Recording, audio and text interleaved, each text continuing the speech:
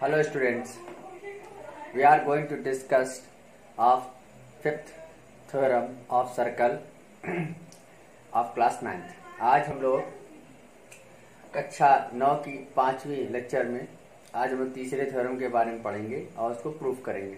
ठीक है, तो अभी तक हम लोगों ने 2 थ्योरम पढ़े थे, उससे रिलेटेड कुछ क्वेश्चंस पढ़े थे। पहले थ्योरम आपने पढ़ा था, if a line passing through the circle is bisect of the chord then line is a perpendicular to the chord, यानी किसी वृत्त के केंद्र से कोई रेखा वृत्त की जीवा को समद्विभाजित करती है तो वह रेखा वृत्त की जीवा पर लंब होती है। दूसरा आपने पढ़ा था, perpendicular line passing to the centre of the circle and bisect and touch on the mid point of the chord, और यदि वृत्त की जीवा एक लंब रेखा जो वृत्त की जीवा के मध्य बिंदु को मिलती है तो वह जीवा को समद्विभाजित करती है। तो ये आपने पढ़ा था। अब आप देखिएगा तीसरी थ्योरम हमारे पास है जो आपको पढ़ना है। देखिए तीसरी थ्योरम क्या था, if two chord of a circle are congruent, यदि किसी त्रिभुज की 2 जीवाएं आपस में समान है। कॉन्ग्रुएंट मतलब होता है समान होना। यदि किसी वृत्त की 2 जीवाएं आपस में समान है तो वह क्या होंगे, then the corresponding arc are also equal, तब उनकी संगत चाप भी आपस में बराबर होंगे। फिर से देखिएगा, if two chord of circle are congruent, यदि किसी वृत्त की 2 जीवाएं आपस में समान है, then corresponding arc are also congruent, तो उनके संगत चाप भी आपस में समान होंगे। ऐसा हमको सिद्ध करके लाना है। तो आपको पहले बता दूं, आर्क क्या होता है। A region bounded area between the 2 locus point is called arc. यदि किसी वृत्त की 2 बिंदुओं के बीच घिरे हुए भाग को हम लोग क्या बोलते हैं, आर्क बोलते हैं। तो एक चीज और याद रखिएगा, if the arc are equal then corresponding centre angle are also equal. यदि किसी सर्कल में, यदि किसी वृत्त में उसके आर्क आपस में बराबर है तो उनके केंद्र पर बनाए गए कोण भी आपस में बराबर होते हैं। ये आपको याद रखना होगा। अगर आर्क इक्वल है तो सेंटर में बना हुआ एंगल भी आपस में क्या होगा, इक्वल होगा। अगर आर्क इक्वल है यानी चाप इक्वल है तो उसके केंद्र पर बनाया गया कोण भी आपस में इक्वल होगा। ये आपको याद रखना होगा। ठीक है, एक थ्योरी है, आपको याद रखनी होगी। तो देखिएगा, हमको क्या गिवन है, सबसे पहले लिखेंगे गिवन दैट, प्रूफ कर रहे हैं इसको।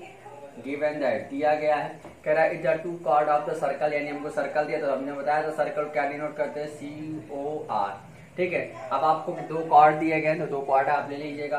तो कॉर्ड को हम लोग हिंदी में क्या बोलते हैं, जीवा। तो देखिए 2 जीवाएं हमने ले ली। जीवा कौन कौन सी ले ली हमने, एक AB ले लेते हैं और एक हमने क्या ले लिया, एक हमने ले लिया MN ले लिया। 2 जीवाएं ले ली, एक AB ले लिया और एक MN ले लिया। ठीक है, दोनों आपस में क्या है, इक्वल है। यहाँ लिखेंगे सो AB इज इक्वल टू, यहाँ पे क्या आ जाएगा, MN। ये दोनों जीवाएं आपस में क्या है, इक्वल है। ऐसा आपसे कह रहा है, देखो कह रहा है ना, if two chord of the circle are congruent, यदि 2 जीवाएं आपस में समान। कॉन्ग्रुएंट मतलब होता है सर्वांग सम तभी होता है जब आपस में बराबर होते हैं, हमने आपको बता रखा है। तो देखिए then corresponding arc are also, तो हमको दिखाना है तो इनके जो करस्पॉन्डिंग आर्क है, इनके द्वारा बनाए गए जो चाप है वो भी आपस में क्या होंगे, बराबर होंगे। तो देखो हमको क्या प्रूफ करना है, तो प्रूफ दैट, ध्यान ले दीजिएगा, प्रूफ दैट, यहाँ पे आ गया प्रूफ दैट। क्या प्रूफ दैट करना है, आर्क को हिंदी में क्या बोलते हैं हम लोग, चाप।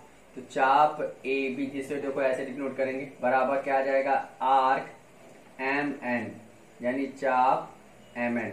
ये हमको प्रूफ करके लाना है। तो देखिएगा, अब हम लोगों ने एक फिगर बना लेते हैं। देखो ये मेरा सर्कल हो गया, ये मेरे पास सर्कल हो गया, ये मेरा सेंटर हो गया। सेंटर का नाम आप जानते हैं, O रखना है। और एक मैंने देखो ये कॉर्ड ले लिया है AB, तो ये इसका आर्क हो गया। देखो AB आर्क हो गया, और एक आर्क मैंने ले लिया, ये देखिए MN।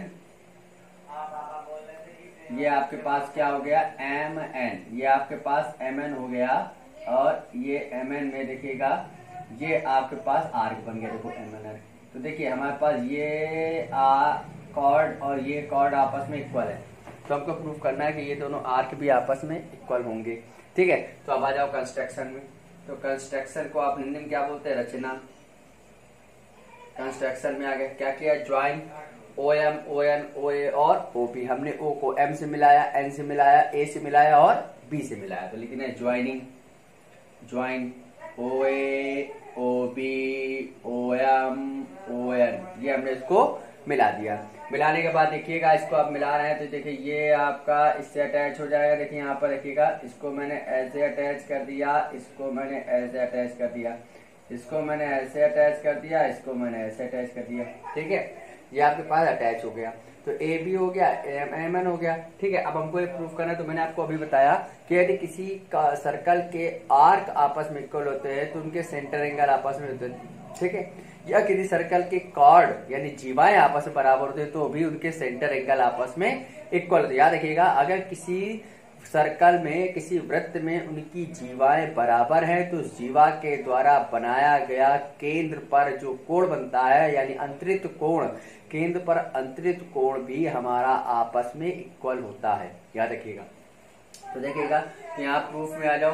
तो प्रूफ में हमने क्या किया, दो ट्रायंगल दिख रहे हैं आपको, दोनों ट्रायंगल ले लिया, ट्रायंगल ए ओ बी और दूसरा हमारे पास ट्रायंगल क्या आ गया, आपके पास आ गया एम ओ एन। इसमें देखिएगा आपने कहा ये क्या है, रेडियस, ओ ए क्या है, रेडियस, तो यहाँ ओ एम क्या है, रेडियस। दोनों आपस में क्या होंगे, बराबर। सर्कल की सभी रेडियस यानी सभी त्रिज्याएं आपस में क्या होती है, बराबर होती है। तो ओ ए बराबर क्या हो जाएगा, ओ एम। यहाँ पे आ गया ओ ए बराबर ओ एन। इस प्रकार देखिए ये रेडियस है तो ये भी रेडियस है, तो ये भी आपस में क्या होंगी, बराबर होंगी। तो आपके पास क्या आ गया, ओ बी बराबर क्या आ गया, ओ एम। फिर हमने आपको बताया था यदि किसी सर्कल के कॉर्ड, वो कॉर्ड क्या है, ए बी बराबर ए एम दे रखा है, तो ए बी बराबर आपके पास क्या आ गया, एम एन। ये आपको पहले से बराबर दे रखा था, तो वो तीन चीजें बराबर हो गई। अगर तीन चीजें बराबर हो गई तो ये दोनों ट्रायंगल आपस में क्या हो गया, कॉन्ग्रुएंट क्या आ गया। So triangle A O B congruent हो गया ट्रायंगल एम एन ओ। अगर ये ट्रायंगल ये त्रिभुज आपस में सर्वांग सम है तो इसका ये वाला कोण इस वाले कोण के क्या होगा, बराबर होगा। तो मान लीजिए इस वाले कोण को हमने ले लिया θ1, इसको क्या ले लिया θ2, या तो सो आपके पास क्या आ जाएगा, एंगल ए ओ बी बराबर क्या आएगा, एंगल एम ओ एन आ जाएगा। अब हमने आपको बताया था यदि किसी सर्कल के आर्क आपस में इक्वल होते हैं, यदि किसी सर्कल के दो चाप आपस में बराबर होते तो उन चापों द्वारा केंद्र पर बनाया कोण भी आपस में क्या होता है, बराबर होता है। इसी का उल्टा, यदि केंद्र पर बनाए गए दो कोण आपस में बराबर है तो उन कोणों द्वारा बनाया गया चाप भी आपस में क्या होगा, बराबर होगा। देखिए केंद्र पर बनाया गया कोण आपस में क्या है, बराबर है। ये केंद्र बनाया गया कोण किसके द्वारा, ए बी चाप द्वारा, और ये केंद्र बनाया गया किसके द्वारा, एम एन चाप द्वारा। अगर केंद्र पर बनाया गया कोण आपस में बराबर है तो ये चाप भी आपस में क्या होंगे, ये आर्क भी आपस में क्या होंगे, बराबर होंगे। लेकिन सो ए बी आर्क बराबर क्या गया, एम एन आर। और देखो हमको यही लाना था, समझ में आया। ये आपको स्टेटमेंट फिर से देखिएगा, कह रहा था if two chord of circle are counted, यदि किसी वृत्त की दो जीवाएं आपस में समान हो, ठीक है, then corresponding arc are counted, तब उनके करस्पॉन्डिंग चाप यानी उनके संगत चाप भी आपस में बराबर होंगे। चाप को इंग्लिश में बोलते हैं आर्क। ठीक है, तो देखिए मैंने इसको प्रूव करके दिखाया, एक बार आप लोग फिर से इसको करिएगा। ठीक है, नेक्स्ट नई थ्योरम देखिएगा। थ्योरम नंबर 4 हमारे पास क्या है, कह रहा है if two arc of circle are congruent, यदि किसी वृत्त के दो चाप आपस में सर्वांग सम। If two arc of circle are congruent, यदि किसी वृत्त के दो चाप आपस में सर्वांग सम, यानी कि यहाँ पर हमको दो चाप सर्वांग सम देने मतलब है कि दो चाप आपस में बराबर दे रखा है। Then corresponding chord are equal, तब आपको दिखाना है तो इनके संगत बने हुए जीवाएं भी आपस में समान होंगी। हमको सिद्ध करके लाना है कि अगर कार्क इक्वल है, आर्क इक्वल है, तो इनके द्वारा बनाए गए जीवाएं भी आपस में क्या होंगी, समान होंगे। ऐसा हमको सिद्ध करके लाना है। तो देखिएगा सबसे पहले गिवन क्या है, सर्कल सी ओ आर। तो बना लिया आप सर्कल, यहाँ पर देखिएगा ये आपके पास सर्कल हो गया, ये मेरे पास सर्कल बन गया है। अब इस सर्कल में देखिए एक आर्क आप ले लीजिएगा पी क्यू और दूसरा आप ले लीजिएगा आर एस। ये दो आर्क आपको दिएगा, दोनों आर्क आपस में क्या दे रखे हैं, बराबर दे रखे हैं। यहाँ देखिए ये आर्क हो गए, तो यहाँ गिवन क्या है, आर्क लिख दिएगा, आर्क यानी कि क्या बोलते हैं इसको हिंदी में, चाप, यानी आर्क आर एस इक्वल है आर्क यानी चाप पी क्यू के। ये हमारा इक्वल दे रखा है, ये आपस इक्वल है। ठीक है, तो कह रहा है कि ये आर्क आपस में इक्वल है, तो मैं प्रूफ क्या करना है, तो इनके संगत बनाए गए जीवा, यानी ये जीवा कौन से बनी, आर एस, और एक कौन से बनी, पी क्यू। ये जीवा आपस में भी क्या होगी, इक्वल होगी। तो मैं प्रूफ क्या करना है, कॉर्ड, हमें प्रूफ करना है कॉर्ड पी क्यू बराबर कॉर्ड आर एस, मतलब जीवा पी क्यू बराबर क्या आना चाहिए, जीवा आर एस। ये हमको प्रूफ करके लाना है। सेंटर आपको जानते हैं ओ होता है। अब हमको क्या करना है, कैसे सेक्शन ज्वाइन करना है। क्या ज्वाइन करेंगे, ज्वाइन मतलब होता है मिलाना, ज्वाइनिंग। क्या मिलाया, O P O Q O R and O S, हमने इसको ज्वाइन कर दिया। ज्वाइन कर दिया भाई, ये देखिए मैंने ज्वाइन किया, एक ये आपका ज्वाइनिंग हो गया, एक ये ज्वाइन हो गया, एक ये ज्वाइन हो गया ज्वाइन।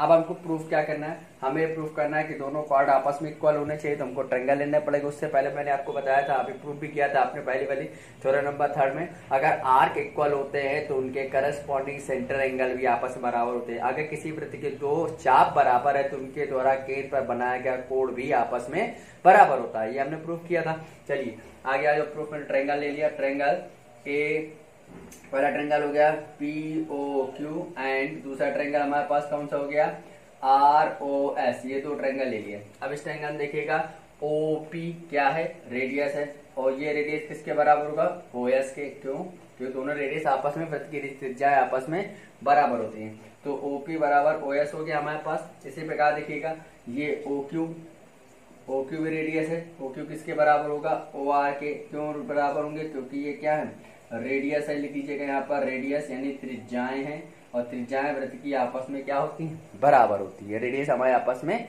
बराबर। अब देखिएगा, आपसे कह रहा है आर्क हमारा इक्वल है, तो आर्क कौन सा है, हमें पता है पी क्यू आर्क बराबर दे रहा है आर एस आर्क के, ठीक है। और अगर पी क्यू आर्क बराबर है तो पी क्यू आर्क के द्वारा सेंटर पर जो बनाया गया एंगल वो कौन सा होगा, पी ओ क्यू।